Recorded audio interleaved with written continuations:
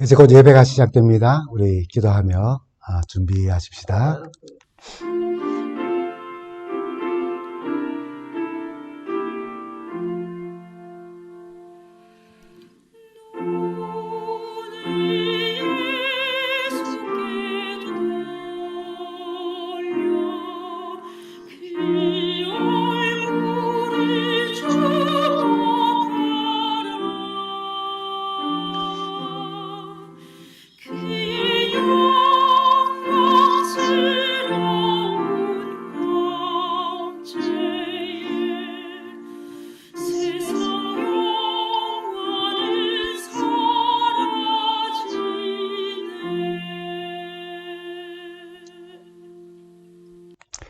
우리 찬미 661장 찬미 함께 부르겠습니다.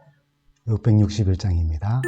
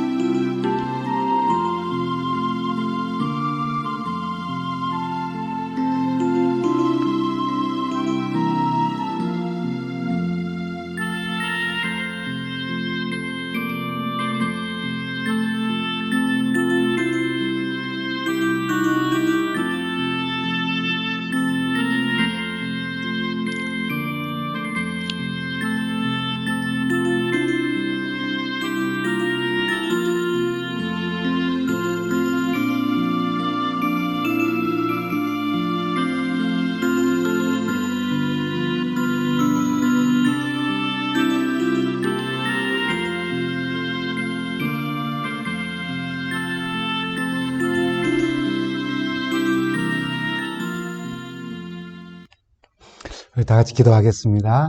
참 좋으신 우리 하나님, 추수감사절을 우리가 맞고 보내면서 우리의 시선을 넓게 하셔서 하늘을 나는 새들도 보고 또 주변에 피고 지는 또 꽃들을 보며 하나님이 입히시고 먹이시는 바로 축복의 근원이심을 깨닫게 해주시니 감사합니다. 항상 우리가 자족하는 마음으로 불평 없이 또 두려움 없이 주님을 믿는 우리 믿음을 강하게 하며 또 우리에게 내려주시는 은혜를 늘 감사하게 하여 주시옵소서.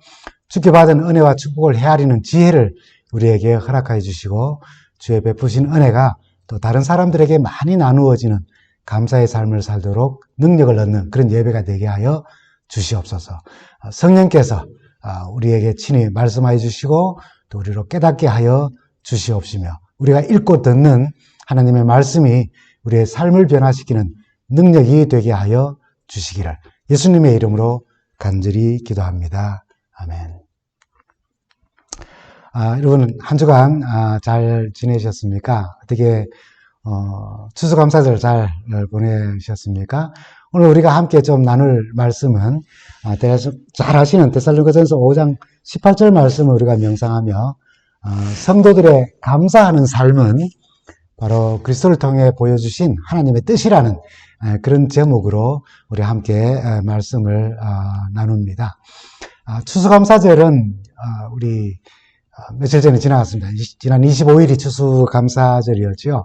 이미 우리가 잘 알고 있는 이 감사절의 유래, 여러 가지 이야기가 있습니다만은, 막 간추리고 좀 요약을 한다면은, 1620년 12월 11일 유럽의 청교도들이 영국 국교회의 박해를 피해서 메이플라워호를 타고 미 동부 매사추세츠주에 있는 플리머스에 도착하게 됩니다. 새로운 땅에 도착한 첫 겨울은 아주 혹독한 추위와 낯선 환경으로 인해서 그들 가운데 거의 46명, 102명 가운데 그런 사람들이 그 해에 목숨을 잃게 되지요. 하지만 이들은 원주민 인디언들의 도움을 받아서 사냥하는 법과 또 농사 짓는 법을 배워서 그 다음 해에 나름대로 결실을 이제 보게 되지요. 그러자 청교도들은 자신을 도와주는 인디언들을 초대해서 그대에 거두어들인 그 농산물과 사냥으로 또 잡은 칠면조를 나눠 먹으며 감사드린 것이 추수감사절의 기원으로 우리에게 우선 잘 알려져 있습니다. 성서적으로는 출애굽기 23장 16절의 말씀에 그 기원을 두기도 합니다. 이렇게 말씀하시죠. 맥추절을 지키라. 이는 내가 수고하여 밭에 뿌린 것의 첫 열매를 거둠이니라. 그렇게 말씀하셨습니다. 성경으로 보면 바로 구약 맥추절 또는 초실절, 이것이 바로 추수감사절의 기원으로 둘 수가 있는데요. 그들이 출애굽하여서 가나안 땅에 정착하여 첫 수확을 거두고 지킨 절기를 추수감사절에 우리가 기원으로 볼 수 있을 것입니다. 성서의 맥추절이든 혹은 초실절이든 또 미국 역사에 있어서 제정된 그 감사절은 1년 중에 특별한 절기입니다. 그러나 성서는 그 절기를 넘어서서 그 근본적으로 하나님의 백성들은 항상 감사하는 삶을 살아야 한다는 것을 삶의 특징으로 말씀해 주셨습니다. 단순히 추수로 인한 감사만이 아니라는 것입니다. 이스라엘의 역사는 출애굽으로 시작되었고 또 거의 전쟁의 역사였습니다. 그들의 출애굽과 전쟁이 하나님의 손에 달려 있었고 그 승리는 정말 하나님께서 이스라엘을 보호하시고 축복하신 것 가운데서 얻어지는 것이었어요. 이스라엘을 향한 하나님의 선하심과 인자하심으로부터 온 것이 바로 전쟁이고 또 가나안 정복이었다는 것입니다. 그래서 다윗은 하나님의 궤를 모실 그 장막을 짓고 그들의 역사를 회고하면서 역대상 16장 34절에 이렇게 간증을 합니다. 여호와께 감사하라. 그는 선하시며 그의 인자하심이 영원하다고요. 출애굽으로부터 가나안의 정착에 이르기까지 하나님의 인도하심을 생각하며 여호와께 감사하라. 그의 인자하심이 아주 영원하기 때문이다라고 그렇게 권고합니다. 그리고 시편 136편은 우리가 잘 아는 대로 매 구절 여호와께 감사하라는 찬양시입니다. 시편 136편은 26절까지 있는데 매절 한 절도 빠짐없이 여호와께 감사하라는 말로 시작합니다. 기사를 행하신 하나님께 감사하고 천지 만물을 지으신 하나님께 감사하고 또 애굽을 치신 하나님께 감사하고 홍해를 가르신 하나님께 감사하며 또 가나안을 그들에게 허락하시고 모든 대적을 이기게 하신 하나님께 감사하고 먹을 것을 주신 하나님께 감사하라는 그런 내용입니다. 그리고 오늘 본문인 우리 데살로니가전서 5장 18절에는 우리 신약을 사는 이 시대의 우리를 향해서 사도 바울이 이렇게 권고를 합니다. 어떤 처지에 있어든지 감사하십시오. 우리가 일반적으로 하는 개혁개정이나 보면은 범사에 감사하라 하겠습니다. 이것은 그리스도 예수를 통해서 여러분에게 보여주신 하나님의 뜻입니다라고요. 감사하는 삶, 그것은 바로 우리를 향하신 하나님의 뜻이라고 그렇게 말씀합니다. 바울의 권고처럼 어떤 처지에 있든지 범사에 우리가 감사하는 삶은 하나님께서 원하시는 바로 뜻이라고 하는데 우리는 자꾸 잊어버립니다. 잠깐 잊어버리고 그 잊어버렸다는 사실을 알면은 그것은 건망증이고 잃어버려 놓고 잃어버린 것조차도 모르면은 그걸 우리는 치매라고 그렇게 부릅니다. 우스갯소리로 이런 이야기가 있죠. 어느 분이 택시를 탔습니다. 한참을 가다가 이분이 자기 자신이 집으로 가는지 친구를 만나러 가는지 출장을 가는지 회의에 가는지 아무런 기억이 나지 않았어요. 그래서 기사를 어깨를 툭툭 치며 물었습니다. 아저씨 제가 아까 탈 때에 어디로 가자고 했어요? 라고 그렇게 물었더니 운전기사가 뒤를 돌아보면서 깜짝 놀라면서 말하기를 언제 타셨어요? 라고 그렇게 이야기하더랍니다. 물론 웃자고 만드는 이야기입니다. 그러나 실제 건망증 사례가 참 많이 있습니다. 잘 잊어버리는 우리의 모습을 잘 대변해주는 그런 실제 이야기죠. 백화점에 쇼핑을 갔다가 자기가 자가용을 타고 주차장에 자기 차를 주차해 놓은 사실을 깜빡 잊어버리고 힘들게 택시를 타고 집으로 돌아오는 사람들이 있습니다. 딸의 결혼식에 올림머리를 하기 위하여서 머리를 길렀는데 막상 그날 딸의 결혼식 날 당일날 이제 그 미용사에게 항상 하듯이 그냥 커트한 후에 파마해 달라고 그렇게 부탁을 합니다. 결국 비싼 돈 주고 맞춘 그 예쁜 한복을 입었지만은 짧은 머리 아주 뽀글뽀글한 파마머리로 인해서 우울한 하루를 보내면서 결혼식에 참석했다는 그런 어머니들도 있습니다. 어떤 사람들은 이사를 하고도 그 다음날 퇴근하면서 옛날 집으로 퇴근하는 사람들 있다는 이야기 들으셨죠. 잘 잊어버리는 건 분명히 축복은 축복입니다. 그러나 잊지 말아야 할 것은 잘 잊어버리고 잊을 것을 잊지 못하는 것이 바로 문제인 것이죠. 문제는 수많은 사람들이 이런 말이 있는지 모르겠습니다만 의도적인 건망증을 가지고 있다는 것. 다시 말하면 잊은 척하고 모른 척 한다는 그런 사실입니다. 청문회나 법정에서 또 친구들 사이에 가족 간에도 자기 유익과 방어를 위하여서 기억이 안 난다고 그렇게 말합니다. 기억을 하고 있지만 그러나 그걸 의도적인 건망증이라고 우리가 말할 수 있을 거예요. 바울은 일반적으로 죄인이 가진 그런 의도적인 건망증에 대하여서 이렇게 말합니다. 로마서 1장 21절에 있는 말씀이죠. 하나님을 알되 하나님을 영화롭게도 아니하며 하나님을 아는데도 분명히 감사하지도 아니하고 오히려 생각이 허망하여져서 어두워졌다고, 그 마음이 어두워졌다고 그렇게 이야기를 합니다. 분명히 그렇게 말하죠. 하나님을 알면서도 모른 척하고 모르는 사람처럼 하나님을 영화롭게 하는 삶도 살지 않고 하나님께 감사하지도 않는 그런 의도적 건망증을 지금 사도 바울은 말하는 것입니다. 여러분 잘 아시는 창세기 3장에 보면은 선악을 알게 하는 나무의 실과를 먹지 말라고 하나님께서 분명히 말씀하였음에도 불구하고 그 말씀을 잊어버렸어요. 어떻게 창세기 2장 17절에 보면은 얼마나 중요한지 이걸 먹으면 반드시 죽으리라고 하신 하나님의 말씀이었어요. 그럼에도 불구하고 먹음직하고 보암직하고 지혜롭게 할 만큼 탐스럽다는 사실 앞에서 순간적으로 하나님을 잊어버렸거나 의도적으로 하나님의 말씀을 잊어버린 것입니다. 그래서 하나님은 아담과 하와가 또다시 나타날 그 의도적 건망증을 염려하시고 이렇게 말씀하시죠. 창세기 3장 22절에 보면은 그가 손을 들어 생명나무의 실과를 따먹고 영생할까 하노라 라고요. 죄의 형벌이 그토록 무섭고 고통스러운 것인데도 땀이 흐르지 않는다거나 고통이 잠깐 사라지고 없다는 그런 경험을 하게 되면은 그 죄의 형벌조차도 다 잊어버리고 선악과를 따먹었듯이 잠시 죄의 고통이 없으면은 생명과를 먹고 영원히 살겠다는 그런 마음으로 달려들고 생명과의 손을 또 뻗을 것이라고 하는 사실을 우리 주님은 아셨다는 것입니다. 하나님이 아셨다는 거예요. 잘 잊어버려요. 의도적으로도 이를 잊어버립니다. 여러분, 우리 모두는 참 셈에 박습니다. 100불 더하기 100불은 얼마죠? 예, 200불. 잘 알죠? 밥 한 그릇에다가 또 한 그릇을 먹으면 총 몇 그릇을 먹은 것입니까? 여러분, 밥 2그릇입니다. 너무나도 잘 알죠? 이런 셈은 참 쉽습니다. 그러나 하나님의 축복 하나에 또 하나의 축복을 하나님께서 허락하셨다면 그 답은 몇 개의 축복을, 몇 개의 은혜를 우리가 받은 것입니까? 답을 못해요. 대답이 참 쉬운 것 같지만은 이 문제는 금방 풀리지 않습니다. 하나님의 축복은 기억이 잘 나지 않거나 모르고 있거나 그게 하나님의 은혜였는지 그게 하나님의 축복이었는지 고개를 갸우뚱거리면서 한참을 우리는 생각해야 합니다. 그래서 인간이 가장 어려운 셈은, 인간이 하기에 가장 어렵게 다가오는 셈은 덧셈임에도 불구하고 하나님께 받은 축복을 헤아려 보는 셈이라고 그렇게 누군가가 말했습니다.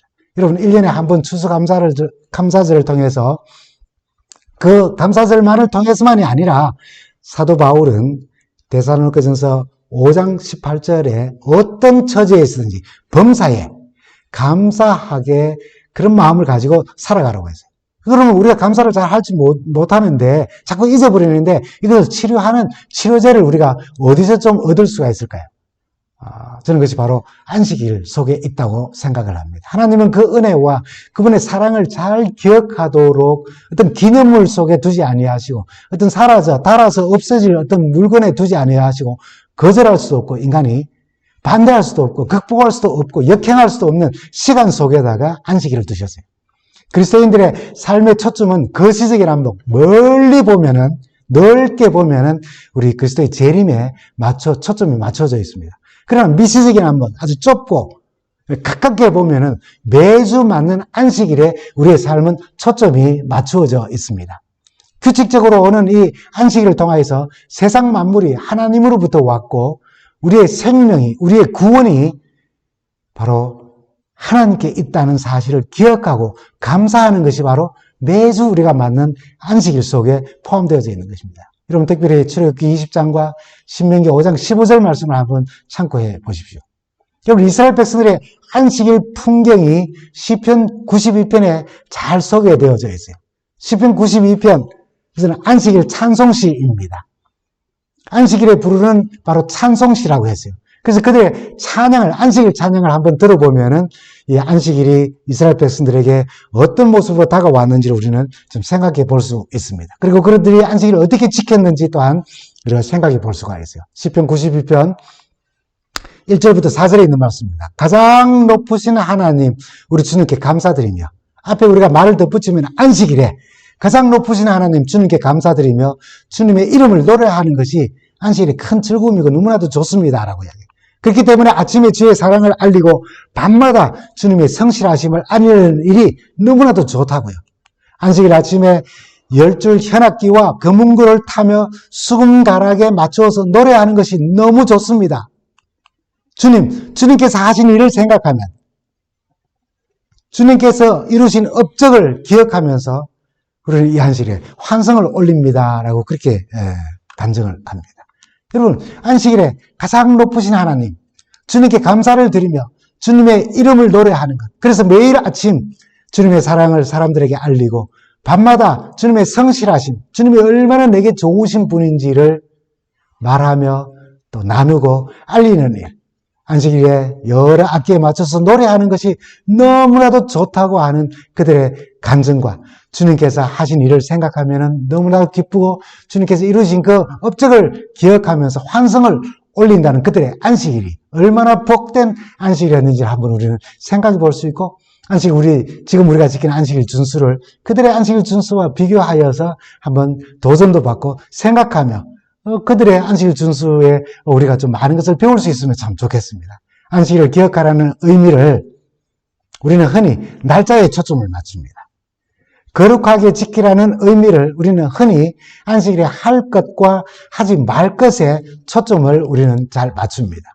시편 기자는 안식일을 기억하여 거룩히 지킨다는 것은 주께서 나를 위하여서 행하신 일, 나를 위해 십자가를 지시고 구원하심과 축복하심과 인도하심을 기억하며 기뻐하는 날이라고 노래합니다.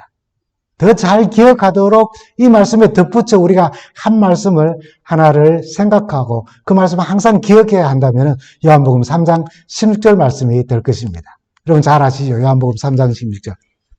하나님이 세상을 이처럼 사랑하사 독생자를 주셨으니 이는 그를 믿는 자마다 멸망하지 않고 영생을 얻게 하려 하심이라고요. 여러분 이 말씀 한 구절만으로도 그리스도인은 감사하지 않을 수가 없는 것입니다. 이 사실을 우리가 매 안식일 새롭게 기억하며 하나님께 감사드리는 날이 안식일이라는 사실입니다. 그래서 사도 바울은 에베소서 5장 4절에 이렇게 우리에게 권고합니다. 에베소서 5장 4절입니다. 추잡한 말과 어리석은 이야기, 점잖지 못한 농담, 그런 거 하지 마십시오. 성도들에게는 어울리지 않습니다. 성도들에게 어울리는 것은 하나님께 대한 감사의 말입니다. 라고요. 성도들에게 어울리는 말이 있고 또 어울리지 않는 말이 있는데 성도들에게 어울리는 것은 바로 하나님께 대한 감사라고 그렇게 사도 바울은 우리에게 권고합니다. 근데 왜 어떤 그리스도인들의 입에서는 부끄럽고 악한 말들이 불평과 불만이 계속 나오고 또 어떤 그리스도인들은 하나님께 대한 감사의 말이 계속 나오는 것입니까? 주님은 마태복음 12장 34절에 그 원인을 우리에게 이렇게 밝혀주셨습니다. 독사의 자식들아, 너희는 악하니 어떻게 선한 말을 할 수 있겠느냐. 이는 마음에 가득한 것을 입으로 말함이라라고요. 답은 참 간단합니다. 우리의 마음에 가득한 것을 입으로 뱉어낼 수밖에 없다는 거예요. 여러분, 동독과 서독이 통일되기 전의 이야기라고 여러분이 이렇게 한번 전한 글을 제가 읽은 적이 있습니다. 물론 옛날 동독과 서독에 대한 이야기이지만은 그것이 동독과 서독의 이야기가 아니라 오늘 우리 주변에 흔히 있는 일입니다. 동독 사람들이 쓰레기를 트럭에 싣고 와서 자꾸만 서독 땅에다가 이렇게 갖다 버리는 것입니다. 그래서 서독 사람들이 아주 화가 나서 동독 사람들이 버린 그 쓰레기에 자기네들 쓰레기까지 다 보태서 버릴까 그렇게 생각하다가 사람들이 서로 의견을 하고 마음을 이제 고쳐 먹었습니다. 오히려 그들에게 참 유용하다고 생각되어지는 과일 통조림을 그 트럭에 잔뜩 실어서 동독 지역에다가 쏟아 놓았다는 것입니다. 그리고 거기에 이런 쪽지 한 장을 적어 놓았습니다. 사람들은 자기가 가지고 있는 것을 내어놓는다라고요. 사람들은 자기가 가지고 있는 것을 내어놓는다. 그럴 수밖에 없는 것입니다. 우리 마음속에 과연 무엇이 들어있습니까? 비난하고 어리석고 추한 말, 쓰레기를 계속 뱉어냅니까? 아니면 성도들에게 어울리는 감사하는 말과 행동과 표정입니까? 미움과 불평의 마음이 아니라 사랑과 용서하는 마음이 우리 속에 가득 차 있다면 그것을 우리가 생활하면서 그것이 나타날 수밖에 없다는 것입니다. 그래서 사도 바울은 빌립보서 2장 5절에 우리에게 이렇게 권고하지요. 너희 안에 이 마음을 품으라. 곧 그리스도 예수의 마음이 우리의 마음에 무엇으로 가득 차 있는지 예수의 마음을 품고 있으면 예수 그리스도를 우리가 품고 있으면 하나님께 대한 감사로 가득 차게 되며 그것은 저절로 밖으로 나타나는데 그것은 이해와 용서와 배려와 사랑 그런 것으로 나타난다는 거예요. 감사하는 마음이 우리 마음속에 차고 넘친다면 말입니다. 마음속에 있는 감사의 마음이 밖으로 나오면 여러분 어떤 일이 일어날까요? 숙제입니다. 이번 한 주간 동안 어떤 일이 일어나는지 경험하시고 그 경험들을 우리가 다음 안식일에 여러분 교회에서 모이든지 그 한 주간을 지나고 다른 사람들을 만날 때마다 그것이 감정되어지고 실천되어지면 참 좋겠습니다. 안식일마다 감사하는 마음이 넘쳐서 또 서로 칭찬하고 격려하며 그렇게 성도로서 참 멋있고 아름다운 삶을 살면서 우리 주님, 다시 오시는 주님을 기쁨으로 뵙는 우리 모두가 되기를 간절히 바랍니다.